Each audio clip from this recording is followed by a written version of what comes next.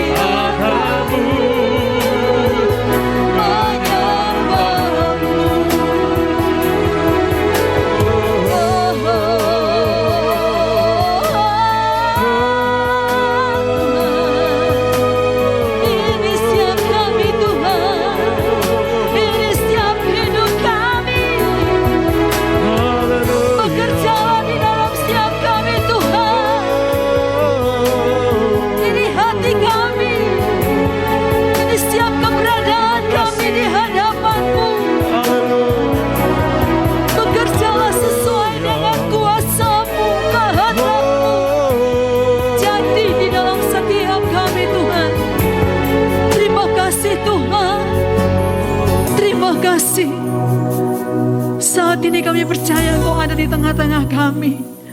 Haleluya.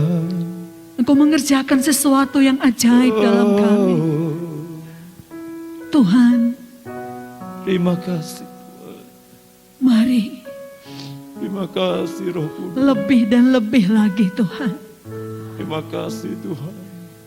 Layakan kami Haleluya Yesus. untuk kami tetap ada di dalam hadirat-Mu Tuhan. Haleluya.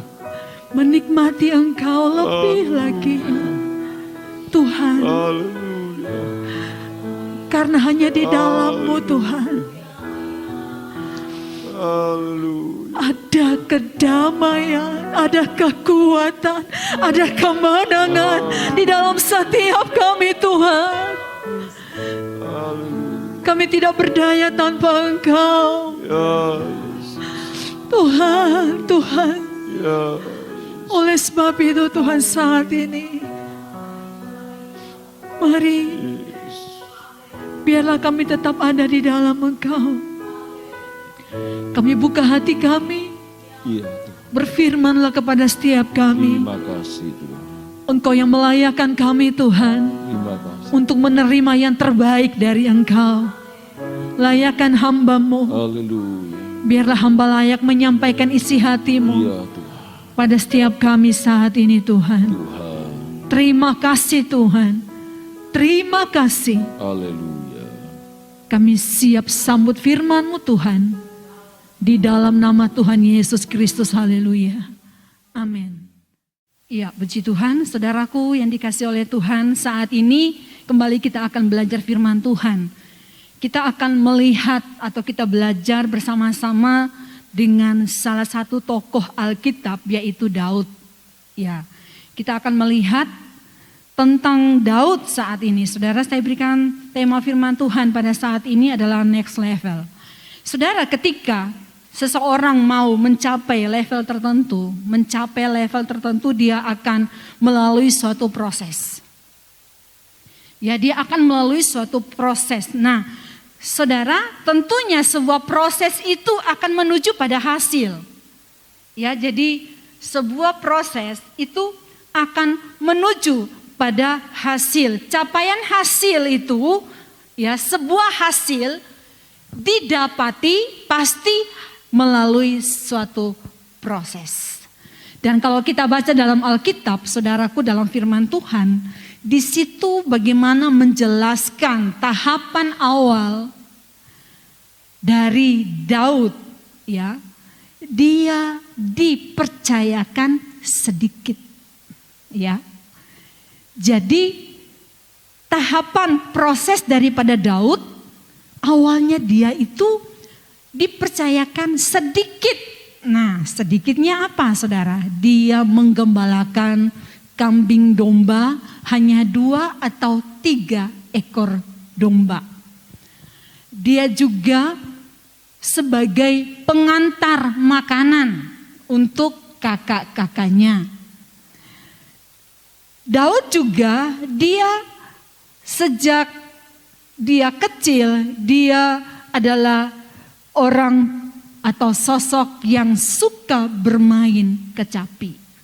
Dan dia melakukannya dengan sungguh-sungguh. Daud juga, dia adalah seorang, walaupun dia saat itu sudah diurapi, tetapi dia masih dipercayakan sedikit, ya, sesuatu yang mungkin dilihat, dipandang orang kecil. Dia adalah seorang pemegang senjata raja. Jadi dia adalah pelayan dari raja. Ini Daud. Nah, saudaraku yang dikasihi oleh Tuhan, kita akan melihat bersama-sama, kita akan baca di dalam 1 Samuel pasal 16, ayatnya yang ke-7, kita akan baca ayat ini.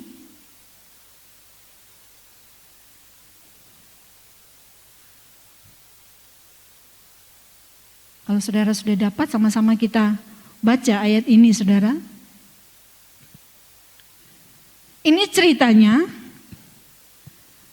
Tuhan menyuruh Samuel untuk mengurapi seorang raja dari anak-anak si bapak Isai, ya. Jadi mencari siapa yang akan menggantikan Saul, saudara. Dan kita akan lihat pada ayatnya yang ke-7.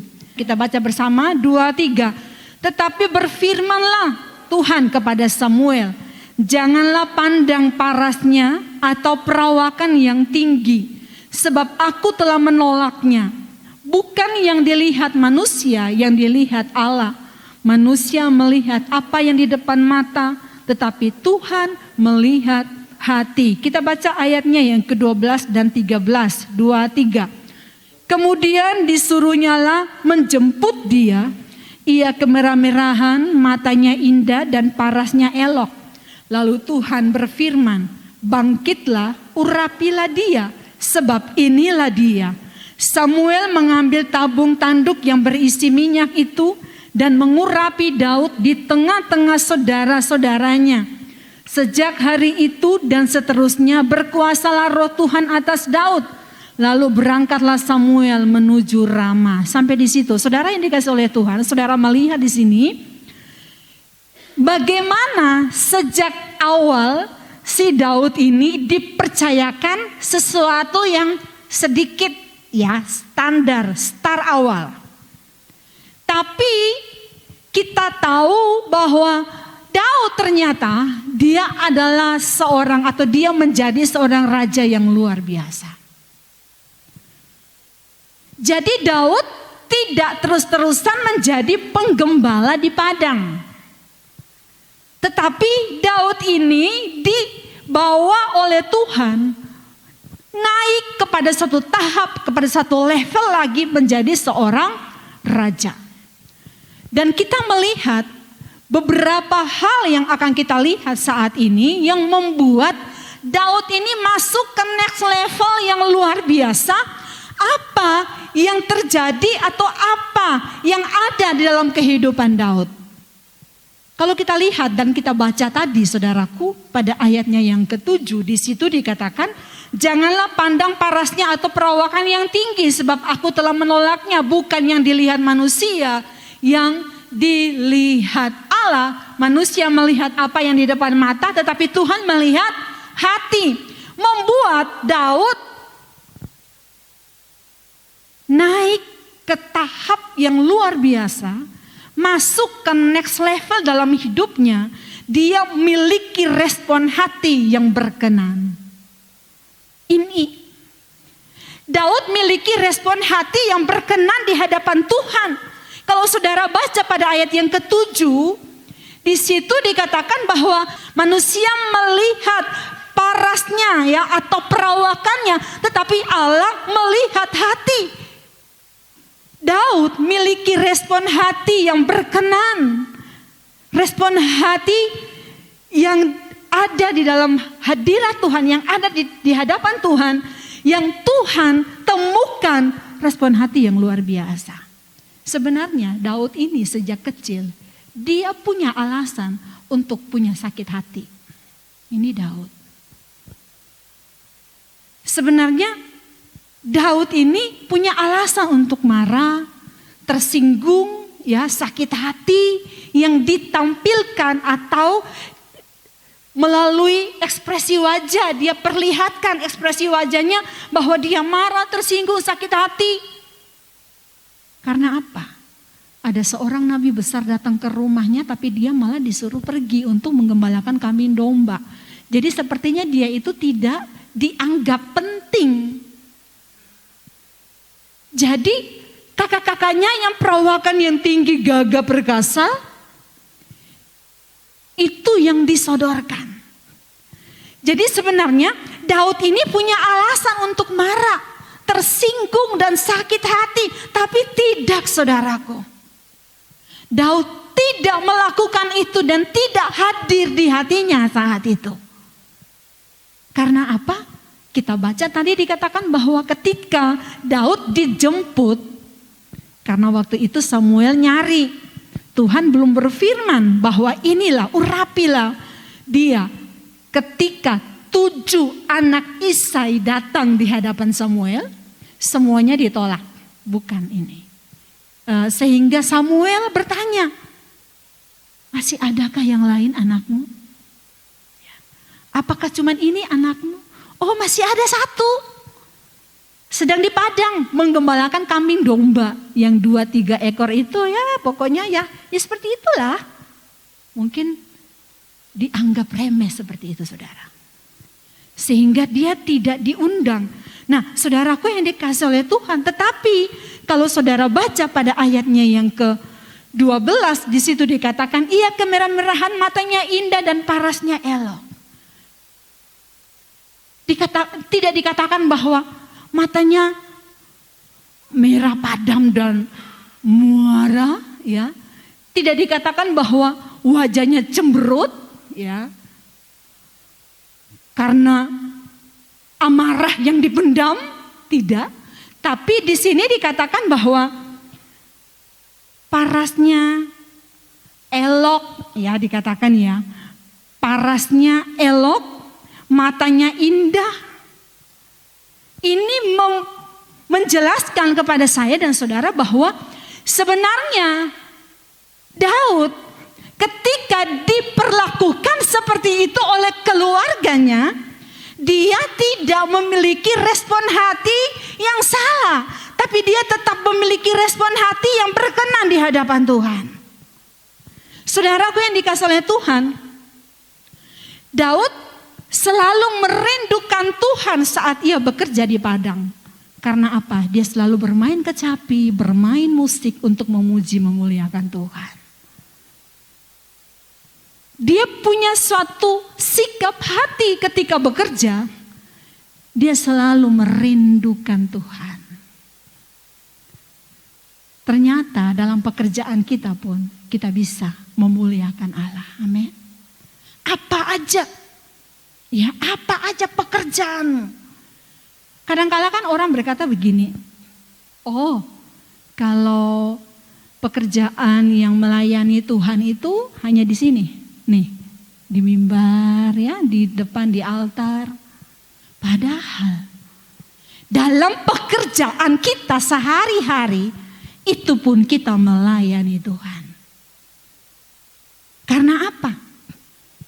Kita mempertanggungjawabkan semuanya itu dengan benar di hadapan Tuhan. Amin.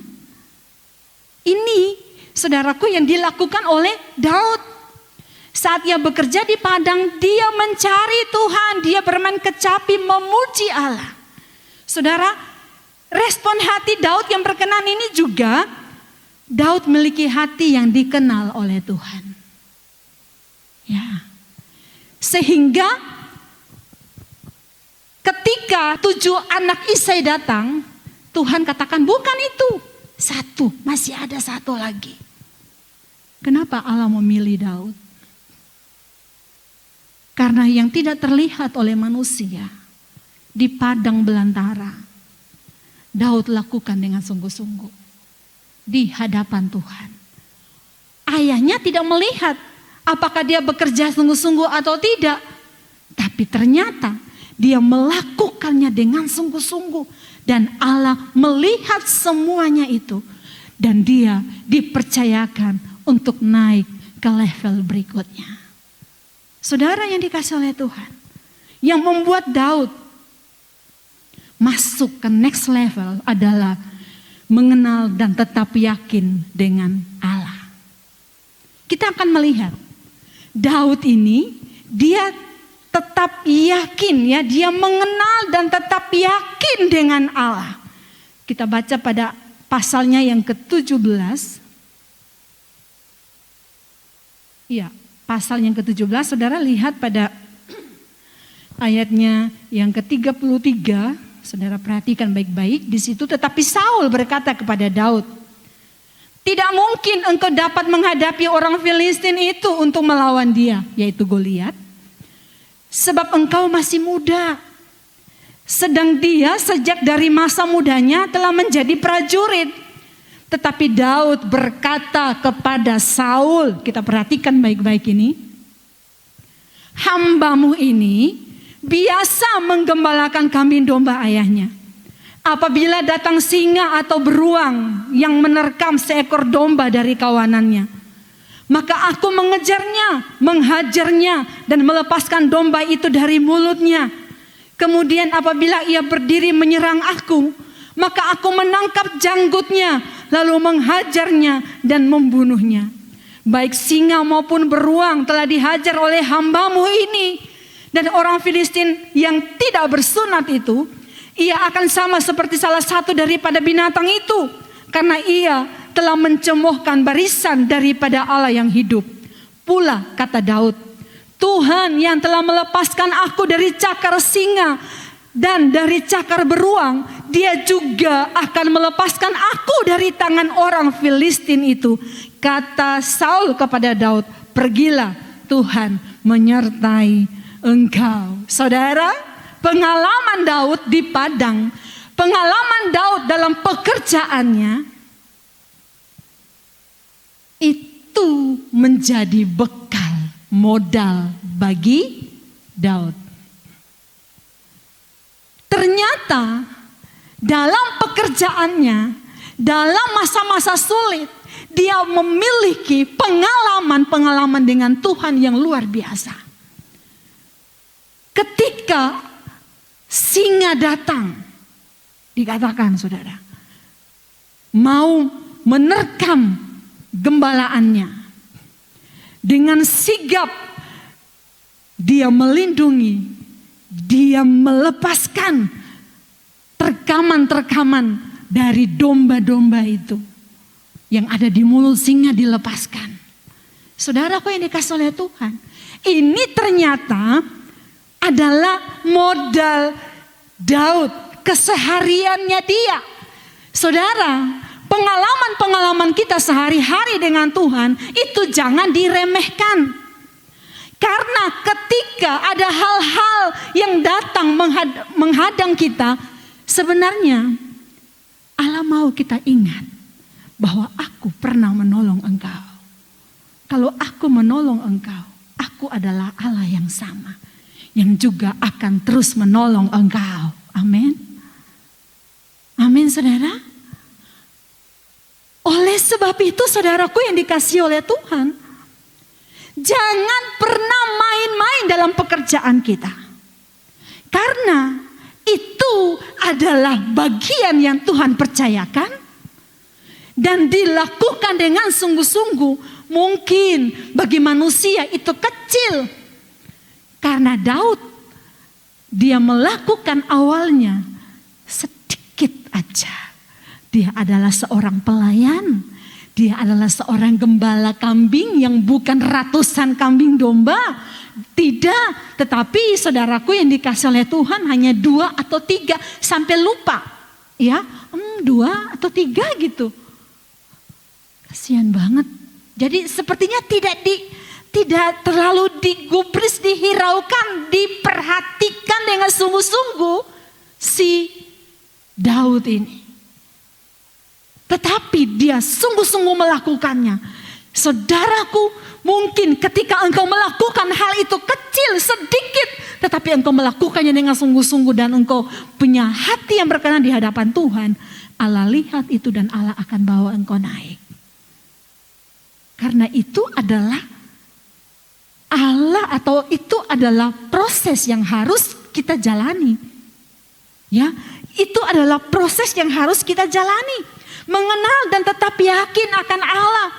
Oleh sebab itu kalau engkau menghadapi tantangan dalam hidupmu, dalam pekerjaanmu, ingat bahwa Allahmu, Allah yang tidak pernah berubah.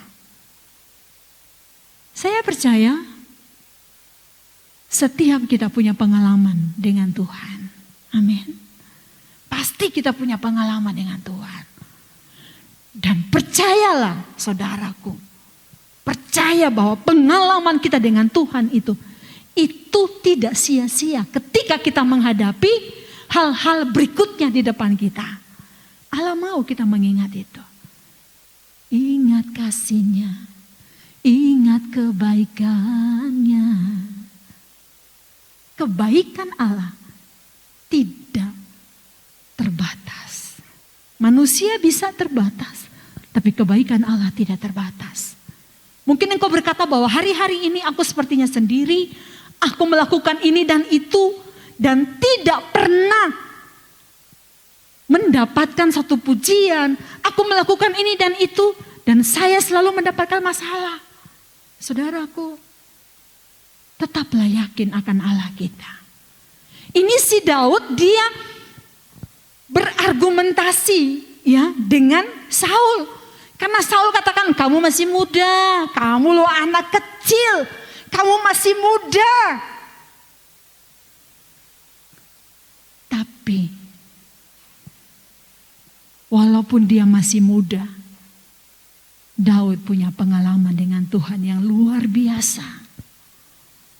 Saudaraku yang dikasihi oleh Tuhan, bukan lama atau awal atau kita baru mengawali atau sudah sekian lama kita melakukan sesuatu pekerjaan atau pelayanan atau apapun untuk masa depan kita. Bukan. Tapi bagaimana kita dengan Tuhan. Amin. Bagaimana kita dengan Tuhan. Kalau kita dengan Tuhan, kita kenal siapa Dia, kita tetap yakin akan Allah kita.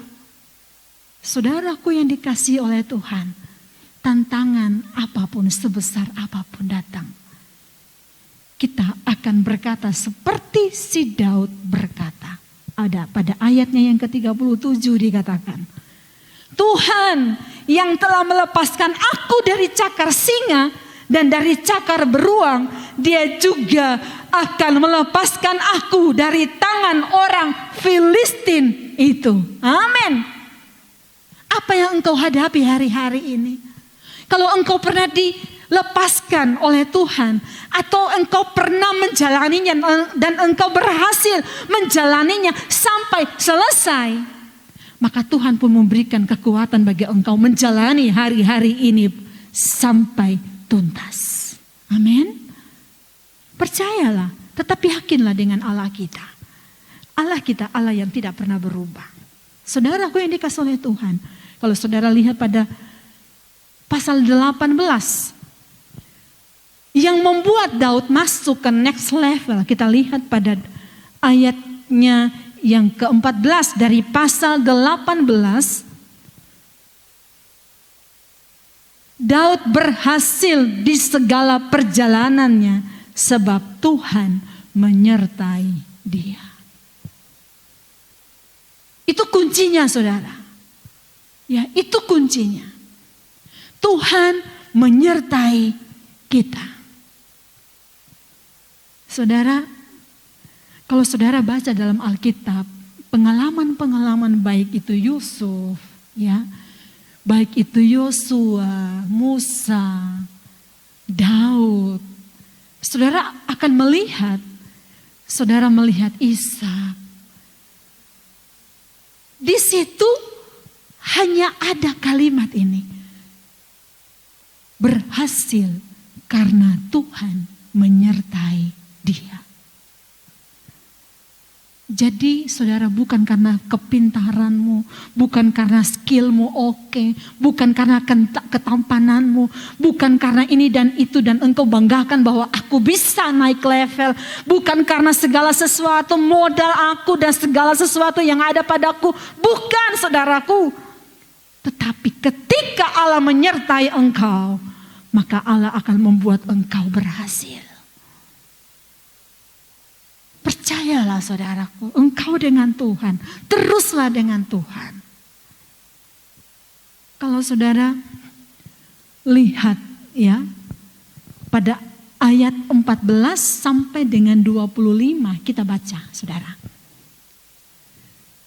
Ini bagaimana siasat atau rencana jahat Saul terhadap Daud, kita lihat. Ayat 15, ketika dilihat Saul bahwa Daud sangat berhasil, makin takutlah ia kepadanya. Tetapi seluruh orang Israel dan orang Yehuda mengasihi Daud karena ia memimpin segala gerakan mereka. Berkatalah Saul kepada Daud, ini dia anakku perempuan yang tertua, Merab Dia akan kuberikan kepadamu menjadi istrimu. Hanya jadilah bagiku seorang yang gagah perkasa dan lakukanlah terang Tuhan. Sebab pikir Saul, janganlah tanganku memukul dia, tetapi biarlah ia dipukul oleh tangan orang Filistin.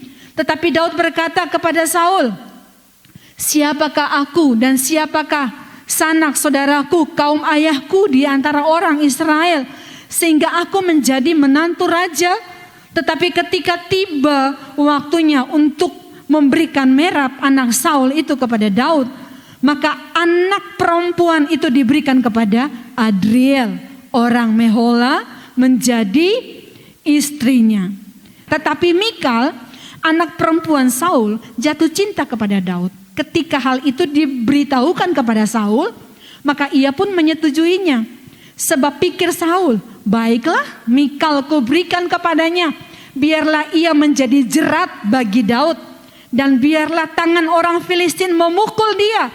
Lalu berkatalah Saul kepada Daud untuk kedua kalinya, pada hari ini engkau boleh menjadi menantuku. Lagi Saul memerintahkan kepada para pegawainya, katakanlah kepada Daud dengan diam-diam, demikian, sesungguhnya raja suka kepadamu dan para pegawainya mengasihi engkau. Maka sebab itu jadilah engkau menantu raja. Ini siasat daripada Saul ya, diperintahkan pegawainya saudara. Lalu para pegawai Saul menyampaikan perkataan itu kepada Daud. Tetapi Daud menjawab, perkara ringankah pada pemandanganmu menjadi menantu raja? Bukankah aku seorang yang miskin dan rendah?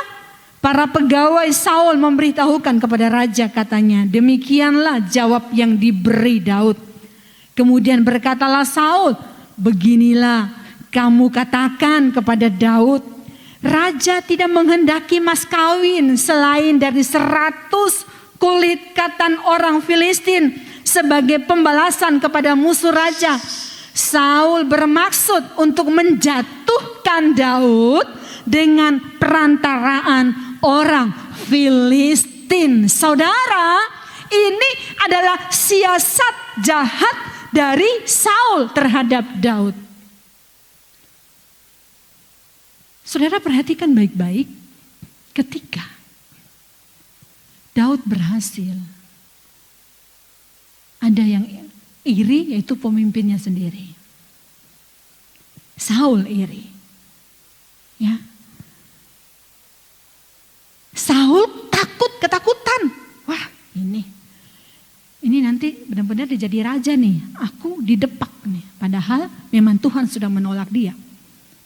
Saudara yang dikasih oleh Tuhan, siasat daripada Saul untuk Daud, menjatuhkan Daud, dia memakai tangan orang lain, ya, Filistin, dengan segala siasatnya, bagaimana supaya si Daud ini membunuh sekian ratus dari orang Filistin sebagai persembahan mas kawinnya, ya, pengganti mas kawinnya.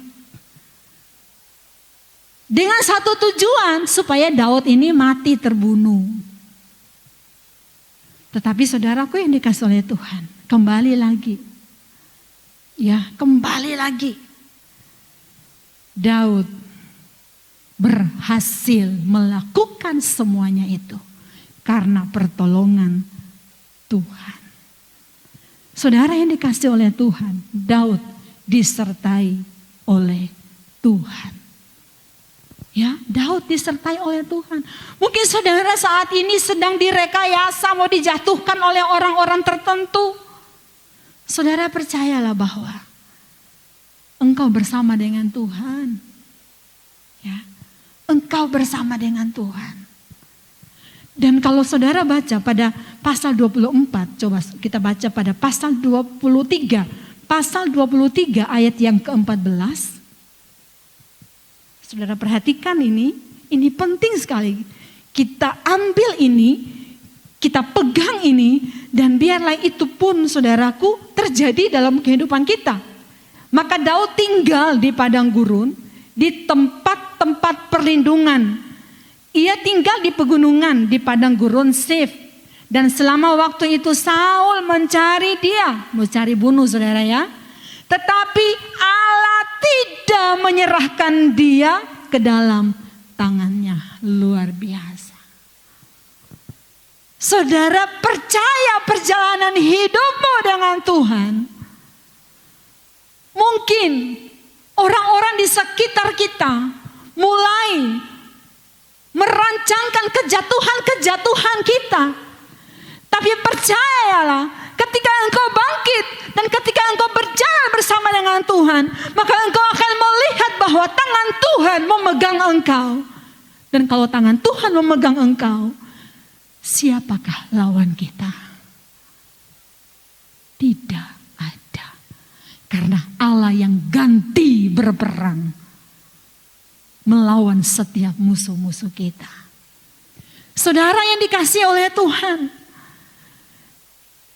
ketika Saul nombakin ya, melemparkan tombaknya kepada Daud, Daud mengelak tidak kena.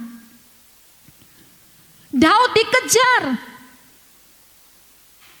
Begitu banyak hal yang menyerang, yang datang kepada Daud. Tetapi saudaraku yang dikasih oleh Tuhan, Saul mau menjatuhkan dia. Tetapi dikatakan bahwa tetapi Allah tidak menyerahkan dia ke dalam tangannya. Segala sesuatu yang terjadi dalam kehidupan kita sebenarnya ada di dalam kendali Tuhan. Amin. Semuanya, entah itu mungkin manusia merekayasakan, mereka-rekakan yang jahat, tapi Allah mengubah semuanya itu untuk mendatangkan yang baik bagi saya dan saudara. Saudaraku yang dikasihi oleh Tuhan, percaya bahwa disertai Tuhan itu juga adalah salah satu yang membuat kita naik ke level yang berikutnya. Disertai Tuhan. Apakah hari-hari ini hidup kita disertai Tuhan? Apakah hidup kita setiap hari kita ada persekutuan dengan Tuhan? Apakah hidup kita setiap hari kita menaikkan pujian kita kepada Tuhan? Kalau belum, bertobat dan lakukan mulai saat ini. Saudara yang dikasihi oleh Tuhan, jangan sampai kita hanya berkata Tuhan sertai aku, Tuhan sertai aku. Tapi ketika Tuhan merindukan kita, kita tidak ada. Kita begitu sibuk. Dan kita katakan kita tidak ada waktu untuk Tuhan. Saudaraku yang dikasihi oleh Tuhan, mari jangan sampai kita menjadi anak-anak Tuhan yang melakukan segala sesuatu tanpa disertai Tuhan. Karena kunci bagaimana kita bisa terus berjalan, kita bisa kuat kalau kita disertai Tuhan. Saudara, kalau kita disertai Tuhan, maka tanah gersang pun akan timbul mata air. Amin. Kalau engkau disertai Tuhan, maka Tuhan akan membuka jalan bagi setiap jalan yang tertutup. Percayalah. Itu aja kok kuncinya. Engkau disertai Tuhan. Dan yang keempat, saudaraku, yang membuat Daud masuk ke next level. Saudaraku, kita lihat pada ayatnya yang ketiga hingga ayat yang ketujuh dari 1 Samuel 24. 1 Samuel 24 ayat yang ketiga hingga ayatnya yang ketujuh. Kita akan bacakan ayat ini bersama-sama 2-3. Kemudian Saul mengambil 3.000 orang yang terpilih dari seluruh orang Israel. Lalu pergi mencari Daud dan orang-orangnya di gunung batu kambing hutan. Ia sampai ke kandang-kandang domba di tepi jalan. Di sana ada gua dan Saul masuk ke dalamnya untuk membuang hajat. Tetapi Daud dan orang-orangnya duduk di bagian belakang gua itu. Lalu berkatalah orang-orangnya kepada Daud, telah tiba hari yang dikatakan Tuhan kepadamu. Sesungguhnya aku menyerahkanmu semua ke dalam tanganmu. Maka perbuatlah kepadanya apa yang kau pandang baik. Maka Daud bangun lalu memotong puncak jubah Saul dengan diam-diam. Kemudian berdebar-debarlah hati Daud karena ia telah memotong puncak Saul. Lalu berkatalah ia kepada orang-orangnya, dijauhkan Tuhanlah kiranya daripadaku untuk melakukan hal yang demikian kepada tuanku. Kepada orang yang diurapi Tuhan, yakni menjamah dia, sebab dialah orang yang diurapi Tuhan. Saudara yang dikasih oleh Tuhan, yang membuat Daud masuk ke next level karena dia memelihara hati nuraninya yang murni. Ini dia. Saudara, kalau saudara melihat, kalau saudara lihat, Daud ini hubungan Daud dengan Saul. Daud berkali-kali menyelamatkan Saul ketika Saul dirasuk oleh roh jahat. Ya, Daud main kecapi. Makanya saudara, ada kuasa dalam musik puji-pujian kita. Ketika Daud main kecapi, roh jahat itu mundur atau keluar dari Saul. Berkali-kali. Daud ini juga adalah sahabat karib dari anak raja, Yonatan. Daud ini adalah mantu raja. Seharusnya Daud ini punya kedudukan yang oke dong. Secara logika, iya gak? Dia ini pernah nolongin raja loh. Dia ini juga dikatakan raja bahwa aku sangat senang dengan dia. Saul pernah berkata seperti itu kepada Daud. Daud ini juga adalah menantu dari si raja. Tapi saudaraku yang dikasih oleh Tuhan, si Daud ini dikejar-kejar untuk dibunuh. Sampai ketika saudaraku yang dikasih oleh Tuhan, dia berada di padang gurun Sif saat itu. Dia berada di padang gurun Sif. Ada yang kasih tahu kepada si Saul, Daud ada di padang gurun Sif. Dikejar lagi saudara. Dikejar. Jadi Daud di barisan gunung sebelah sini. Daud di barisan gunung sebelah sini. Sudah hampir ketemu, tiba-tiba datanglah pegawai daripada Saul. Filistin menyerang. Maka Saul tidak jadi membunuh, tidak jadi terus mengejar Daud kembali berperang dengan Filistin. Dan pada ayat atau pasal 24 ini, Daud pergi dari Sif, pergi ke En-Gedi. Pergi ke En-Gedi. Dan pada ayat 2 kalau saudara lihat, ketika Saul pulang sesudah memburu orang Filistin itu, yang tadi kejar-kejaran dengan Daud, tiba-tiba Filistin menyerang. Dia datang berperang dengan Filistin. Selesai berperang dengan Filistin, kembali lagi dia mencari si Daud. Nah, pada ayat yang kedua dikatakan ketika Saul pulang sesudah memburu orang Filistin itu, diberitahukanlah kepadanya demikian. Ketahuilah, Daud ada di padang gurun En-Gedi. Ayat 3. Kemudian Saul mengambil 3.000 orang yang terpilih dari seluruh orang Israel. Lalu pergi mencari Daud dan orang-orangnya di gunung batu kambing hutan. Ia sampai di kandang-kandang domba di tepi jalan. Di sana ada gua dan Saul masuk ke dalamnya untuk membuang hajat.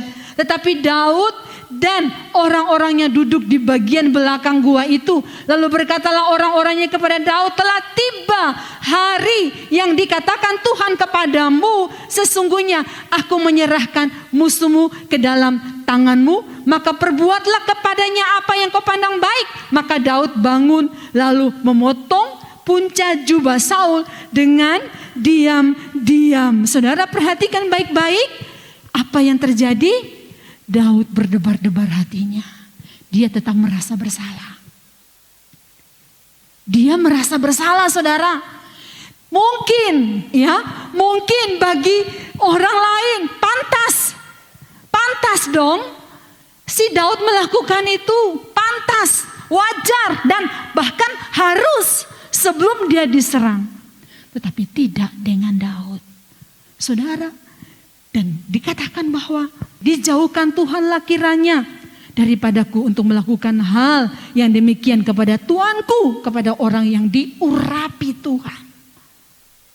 Saudara, Daud memelihara hati nurani yang murni, selalu dipimpin oleh Roh Allah. Kalau saudara baca, saudaraku yang dikasih oleh Tuhan, pada ayatnya yang ke-8, dan Daud mencegah orang-orangnya dengan perkataan itu, ia tidak mengizinkan mereka bangkit menyerang Saul. Saudara perhatikan ayat yang ke-9. Kemudian bangunlah Daud, ia keluar dari dalam gua itu dan berseru kepada Saul dari belakang. Ketika Saul mau pergi keluar daripada gua itu, si Daud ini langsung berseru, "Tuanku Raja." Saul menoleh ke belakang, lalu Daud berlutut dengan mukanya ke tanah dan sujud menyembah. Wow, luar biasa. Kalau saudara lihat, saudara merenungkan ini, dia yang mau dibunuh, dia dikejar-kejar, ya. Dia yang mau dibinasakan, mau dihabisin nyawanya, mau dibunuh, tetapi malah ketika ada kesempatan untuk membunuh, dia tidak melakukannya. Berarti si Daud tidak pernah memakai kesempatan dalam kelemahan lawan. Dia tetap menggunakan hati nuraninya yang murni. Ya, dia tetap libatkan Tuhan dalam segala hal. Apapun itu. Saudaraku yang dikasihi oleh Tuhan, dan dia Alkitab mencatat, dia sujud, ya. Dia sujud menyembah. Wah, luar biasa. Sampai mukanya ke tanah, dia sujud menyembah orang yang mau membunuhnya. Saudara yang dikasihi oleh Tuhan, jangan ketika kita diperhadapkan dengan kesempatan untuk melakukan sesuatu yang bagi kita, menurut kita itu benar. Kalau saudara lihat orang-orangnya pada ayat 5 itu, orang-orangnya berkata kepada Daud, "Telah tiba hari yang dikatakan Tuhan kepadamu." Sepertinya pakai firman Tuhan lagi, saudara. Jangan kita mendefinisikan sesuatu dan kita mau katakan bahwa kita usahakan itu menjadi satu rohani, padahal itu pemikiran kita sendiri. Dan kita katakan kepada orang lain supaya orang lain ikuti. Gak boleh, salah di hadapan Tuhan. Dan Daud tahu itu salah. Dan Daud tidak melakukannya. Ya, karena dia punya hati nurani yang murni. Saudara, pada ayat 12, kalau ayat 9 tadi dia masih katakan Tuanku Raja, dia masih katakan Tuanku Raja. Tapi pada ayat 12 dikatakan, lihatlah dahulu ayahku. Saudara,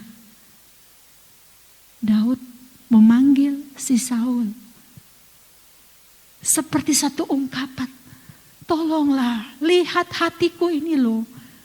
Aku ini begitu mencintai engkau, mengasihi engkau. Ya, lihat aku, lihat ini loh hatiku.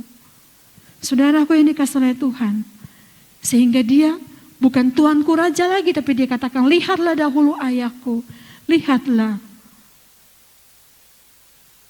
Saudara, miliki hati nurani yang murni. Biarlah hati nurani kita tidak dipudarkan oleh keadaan dunia ini. Biarlah hati nurani kita tidak dipudarkan oleh kepentingan-kepentingan pribadi kita.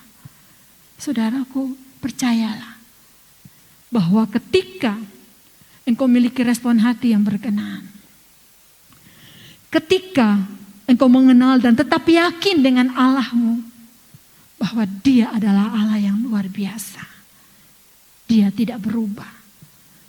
Dan ketika engkau disertai oleh Tuhan dan memelihara hati nurani yang murni, maka engkau akan dibawa ke next level yang sudah Tuhan siapkan bagi saya dan saudara. Milikilah ketepatan bersama dengan Tuhan. Amin. Haleluya. Haleluya. Terima kasih Tuhan. Terima kasih Yesus. Firman-Mu sudah ditaburkan Haleluya. saat ini di dalam hidup kami. Tuhan, kami ingin belajar Haleluya. memiliki hati seperti Daud, Yesus. agar ketika Engkau membawa kami ke level yang lebih tinggi, Tuhan. kami tetap kuat Tuhan. Kami mengalami kemenangan demi kemenangan di dalam Tuhan. Haleluya. Terima kasih untuk semuanya Tuhan. Haleluya. Terima kasih untuk kebaikan-Mu Tuhan. Haleluya. Haleluya. Terima kasih Tuhan. Terima kasih Yesus. Pujian dan syukurku Ku bawa padamu, ku bawa padamu, oh Tuhan. dengan rendah hati ku persembahkan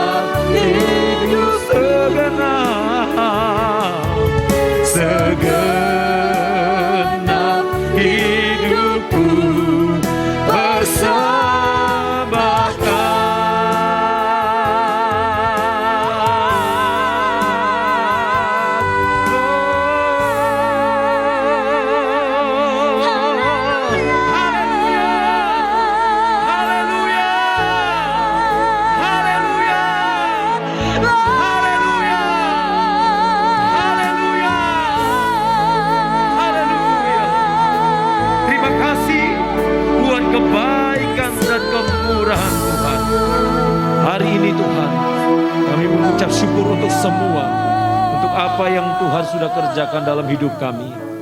Kami berdoa secara khusus buat saudara-saudara kami yang sakit, yang terbaring sakit, baik di rumah sakit, dimanapun mereka berada. Tuhan jamah, Tuhan sembuhkan di dalam nama Tuhan Yesus Kristus. Tuhan berkuasa atas mereka. Terima kasih Tuhan, terima kasih.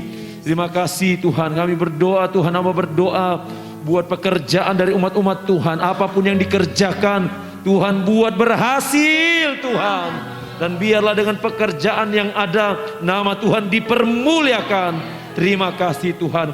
Anak-anak-Mu Tuhan, kami berdoa yang duduk di bangku sekolah, mulai dari playgroup, TK, SD, SMP, SMA, kuliah. Tuhan memberkati mereka semua, melindungi, memproteksi Tuhan dalam nama Tuhan Yesus Kristus. Tuhan berkuasa. Terima kasih Tuhan. Balas berkati umat-umat Tuhan yang sudah hadir saat ini, yang sudah melayani pekerjaan Tuhan. Tuhan sudah memberkati semuanya. Terima kasih Tuhan, terima kasih. Bangsa negara kami bawa ke dalam tangan Tuhan. Kota kami bawa kepadamu ya Tuhan. Engkau yang memberkati bangsa kami, Engkau yang memberkati kota kami, Engkau yang melindungi bangsa kami, Engkau yang melindungi kota kami Tuhan. Terima kasih Tuhan, Engkau ajaib, Engkau sungguh ajaib Tuhan. Terima kasih. Sebentar umat-Mu akan kembali ke tempat masing-masing. Tuhan sertai, tibakan dengan selamat ya Tuhan. Saudaraku, angkat tanganmu dan terimalah berkat Tuhan. Tuhan melindungi engkau. Tuhan menghadapkan wajahnya kepadamu dan memberi engkau damai sejahtera. Biarlah sukacita Allah melimpah saat ini sampai selama-lamanya. Dalam nama Bapa, Putra dan Roh Kudus, yaitu di dalam nama Tuhan Yesus Kristus. Sama-sama kita yang percaya katakan